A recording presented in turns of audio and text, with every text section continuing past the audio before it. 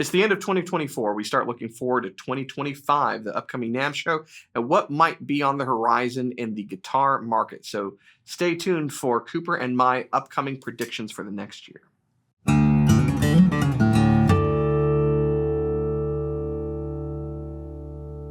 Hey, you're watching Alamo Music TV. My name is Chris McKee. I'm Cooper Greenberg. We're here with Alamo Music in San Antonio, Texas, and you can find us online at alamomusic.com. If you're new to the channel, make sure you subscribe and turn on your notifications, like our videos. If you want to support the channel, you can visit our spring store link below for custom swag and check out our podcast, the Fretboard Confessional, wherever you get your podcasts. So we did this, was last year the first time we did one of these predictions? Maybe so. Prognosticated, looking into the crystal ball that is my scalp, trying to determine what's coming up for the following year. It'd be good to go back and look to see how many home runs we made for 2024. But right now is trying to determine what's coming up for 2025. And I think we can kind of look at what's happened in 2024 and maybe make some educated guesses. But you get to be Nostradamus for a bit, particularly with the beard and the hair. I think it's apropos. So we're going to let you go first with your first prediction for 2025, Cooper. What is on the guitar horizon for next year?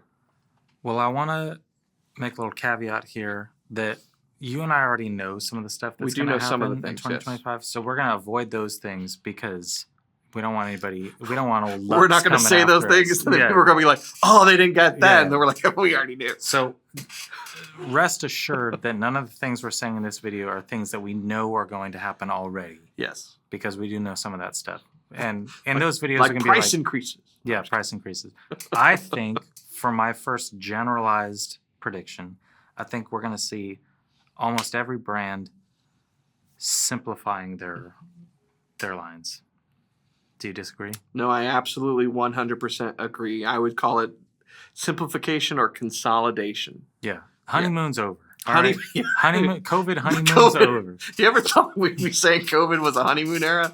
It was the honeymoon era of every brand throwing out everything that they got.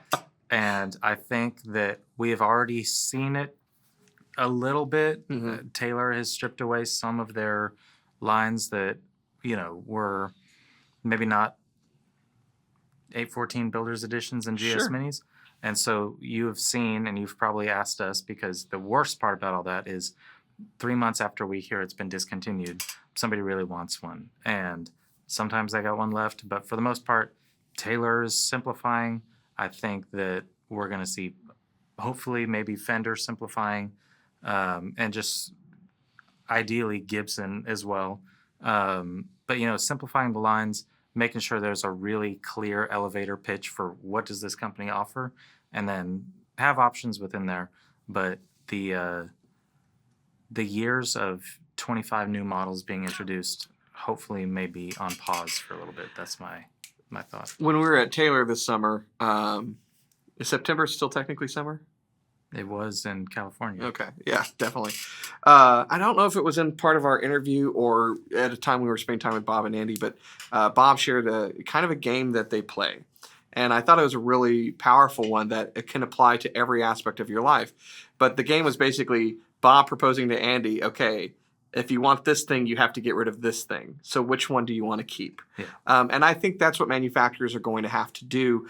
As part of consolidation, it's going to be a focus on those things that are the best sellers, and a scale back on maybe not introductions per se, but an introduction is going to mean a sacrifice of something else. So something that wasn't selling as well is going to go by the wayside while something new is tried. So there's still going to be some experimentation, but it's going to be cautious experimentation because money's expensive, money's tight. And yeah, like you said, this heyday that we experienced where you could literally create anything and it was going to sell, it's definitely gone. 2024 has been already the year of adjustments. Mm-hmm. So yeah, we're definitely going to see some consolidation, simplification in lineups for sure. What do you got? So I think going along those lines, what we're likely to see is there's going to be continued price pressure. So I don't know that we're going to see a lot of price increases. I think things are going to try to remain steady, but it's always supply and demand, right? And so what manufacturers will probably do as a result of this is they're going to have to scale back production. They're not going to have as many schedules. What do you call it when someone's working a particular schedule in a factory setting? I can't think of it right now. But if they have like a Monday schedule or Tuesday schedule, they're going to scale back production because it's supply and demand. If you have a price pressure, the last thing you want to do is to keep your production up at the same level. So what we'll probably see is issues with fulfilling orders or getting things in as timely of a manner. It's going to be on time inventory, but you're just not going to see this glut. So we went through a moment during COVID where there wasn't enough things, and so we saw huge price increases coming one after the other because it's supply and demand economics. Now we've gone through this thing where there's been a lot of availability and demand has gone down, and so we've seen the effect bring prices down. And so the next logical thing to me is that they're going to bring the production down to try to steady the price to meet the lower demand. Going back really kind of where we were in 2018, 2019. We shall see. I think we're going to see an introduction from at least two major brands of a teeny bopper signature model that for some reason they've made. I think that's a safe bet. Fender's likely to do a new signature model of an artist that you've never heard of. But somebody's heard of it. And if you go ask your 14-year-old niece, she'll tell you who that artist is. Yeah. I think we might be seeing like a Gracie Abrams signature, maybe like a Chapel Roan signature. Waiting for the like Sabrina that. Carpenter Les Paul. Yeah, Sabrina Carpenter I'd play that. And let me tell you, this is less of a prediction, more of a hope.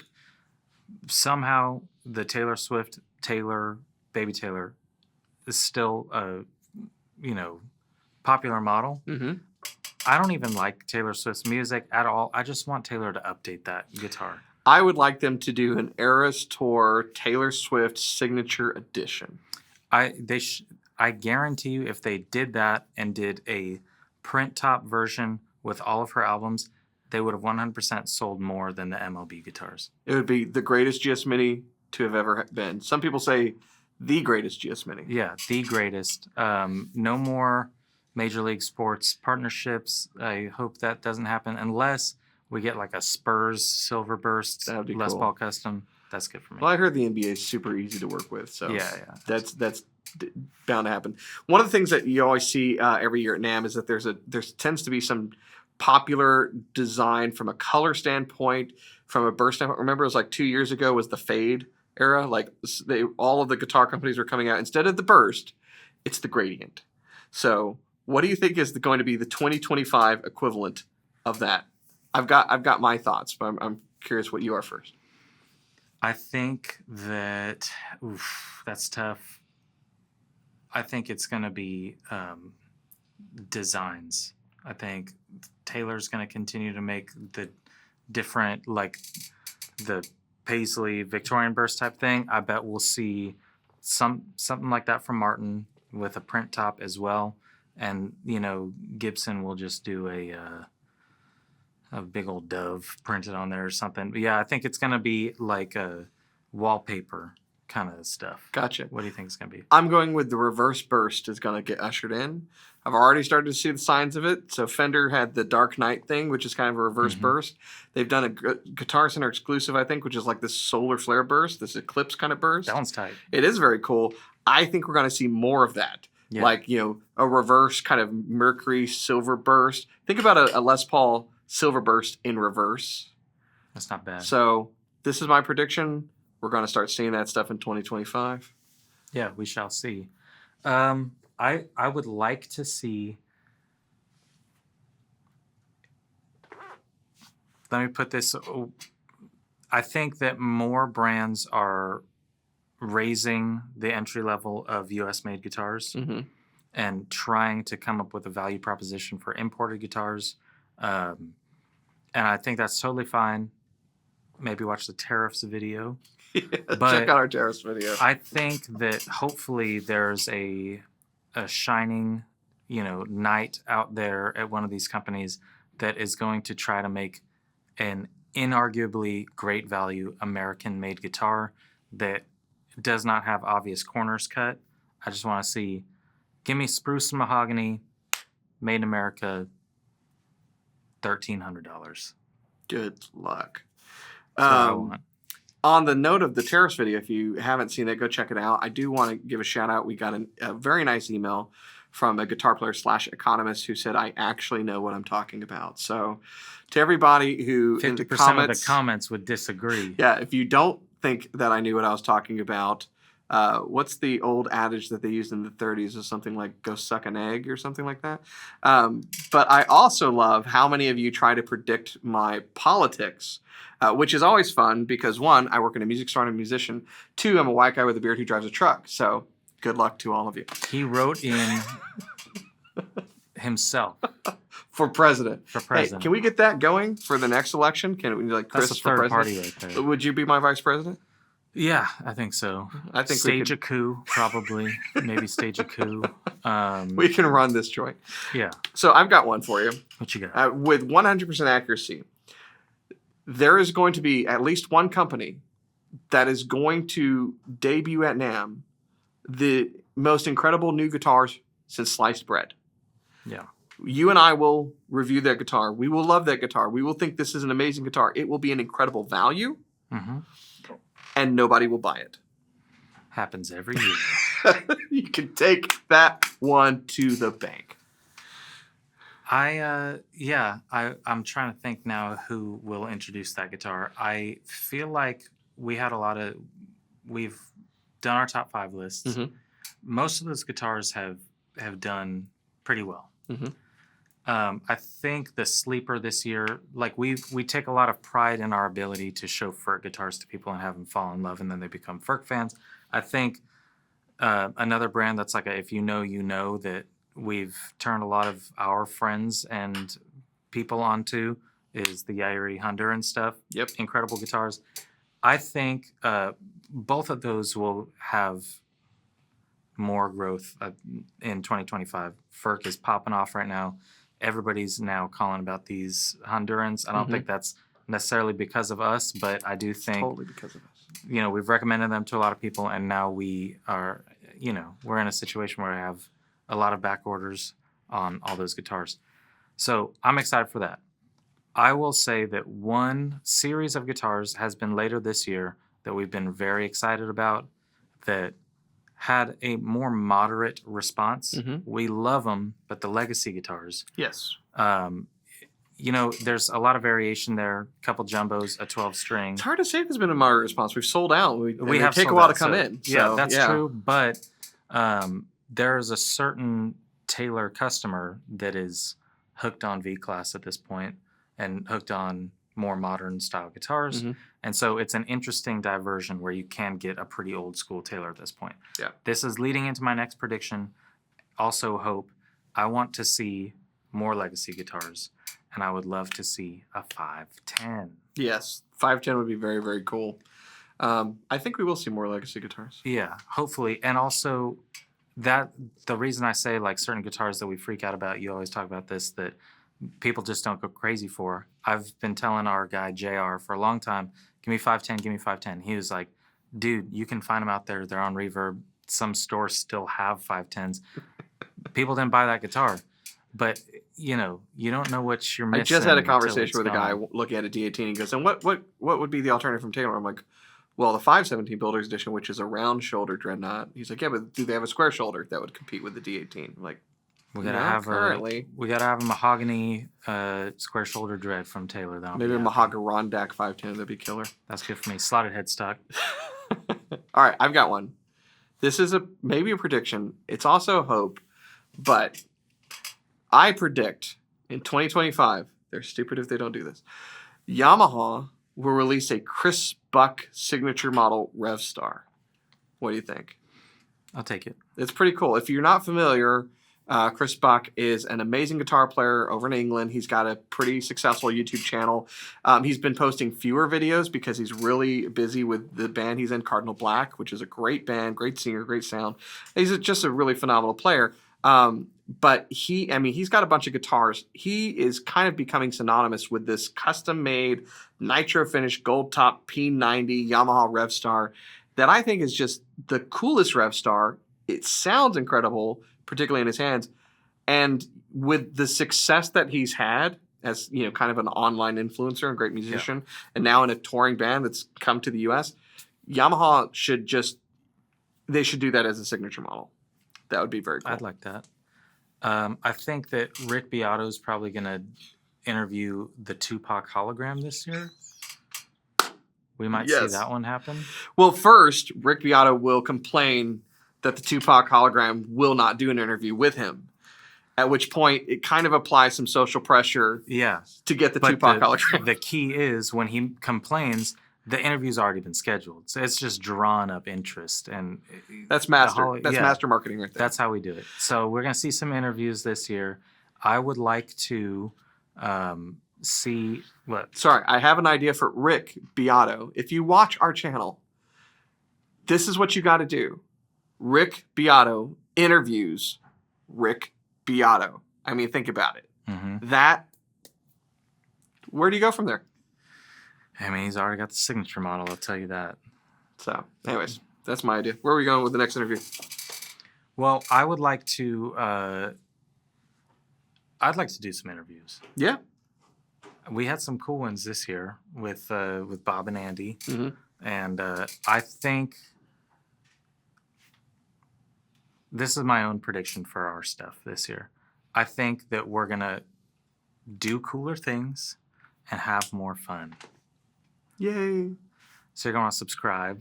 Do you have any more predictions? I have one more. I have one more prediction. And I think what we will continue to see is both well done and poorly done examples of this. Guitars with more technology baked into the guitar. I think, that's kind of been happening in little pockets here and there. Sometimes it's poorly done, like Ibanez having a Chaos pad that was on the guitar that could just be taken off the guitar and ended up with all of these guitars without the Chaos pad. And then it could be done really cool, like the Yamaha Tag 3 with the looper and all of the effects built in. I think we will see... I think the Tag 3 is just kind of like the levee breaking, and we are going to see an increase of this. And some of those are going to be fantastic, and some of those are going to be dogs. But we will see at the NAMM show, is my guess, a lot more push of technology built in to the guitar. So here's my last one, and we shall see. But I would like to, at this point right now, in my mind, LR Bags is at the top of a pretty somewhat crowded group of great acoustic guitar pickups. I think Fishman makes great stuff. K&K makes good stuff. I'd like to see, as a response to the Hi-Fi Duet, somebody else put out another acoustic guitar pickup that kind of hits the same, but also has the same goal of sounding organic and, but we've been doing anthems for a long time. We've been doing hi-fis, now hi-fi duets. I want to see, amongst our boxes of LR Bag stuff, another cool option that hopefully we can get into some pickup comparisons, because it's a tough thing if you don't have 4 or 5 of the same exact guitar in front of you in the store and you want to get a pickup put in your guitar. We never have had an anthem, a hi-fi duet, lyric, element, Fishman, Aura, VT, all that different stuff. And so you're kind of flying blind, taking the word of whoever's recommending pickup to you. I want to do more pickup content because that is fun. We could call it pickup lines. Pickup lines. But let's see some other options in the acoustic guitar pickup game. My final prediction is this. For 2025, my hair is going to grow back on the top of my head. Coincidentally, I may be going to Turkey on vacation. If it's a quick flight from the Czech Republic this summer. So let us know in the comments your predictions for 2025 for the guitar market, the guitar world, maybe our guitar world. What do you think is going to happen on our channel? It'd be great to see that. And then, maybe at the end of this next year, revisit and see how close we were, how close or terribly wrong some of you were, and how the hair's coming in. So anyways, let us know in the comments below. If you're new to our channel, make sure you subscribe, turn on notifications, like our videos, and we will see you next time.